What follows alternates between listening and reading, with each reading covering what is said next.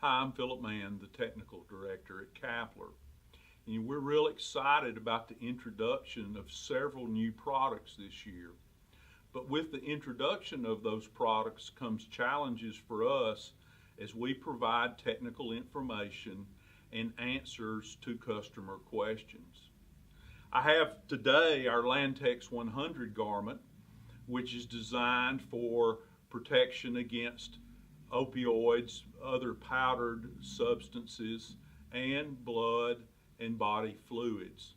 Again, this garment is certified to NFPA 1999.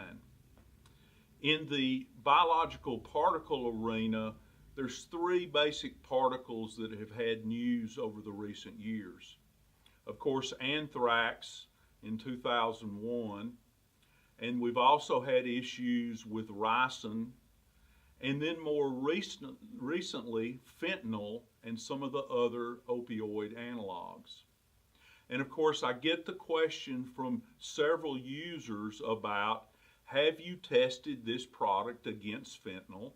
Have you tested it against ricin? Have you tested it against anthrax? And that creates problems for us because we can't get our hands on those compounds, and there's not test methods available to test against those compounds specifically. So what we end up doing is we do testing with what we call surrogate particles. So as long as we understand the relative particle size of those hazardous compounds, we can pick a particle size and run a test accordingly.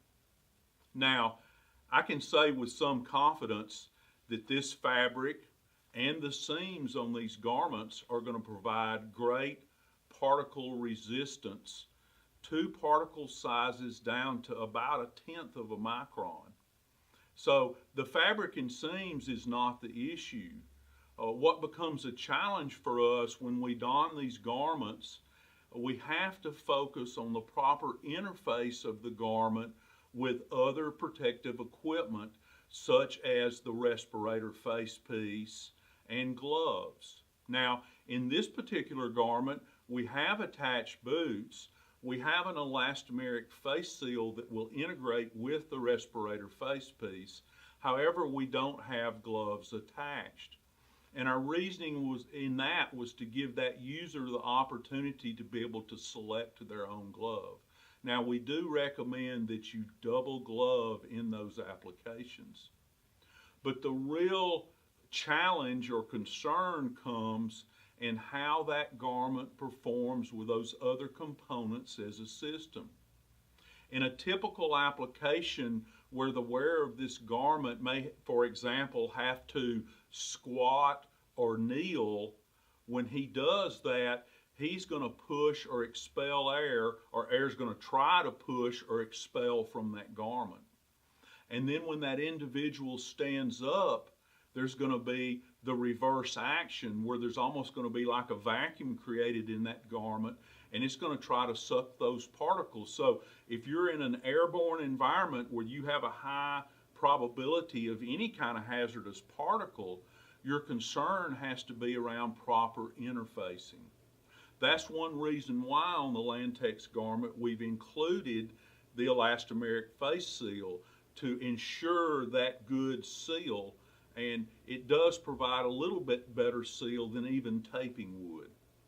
So again, we have data that supports the fabric and the seam's ability to hold those particles out, but that's not the real challenge for us. So we do have to focus on properly interfacing to get the adequate level of protection we need when we're entering those environments. Again, I'm Philip Mann at Kappler, and as we say, our mission statement is we keep bad stuff off people.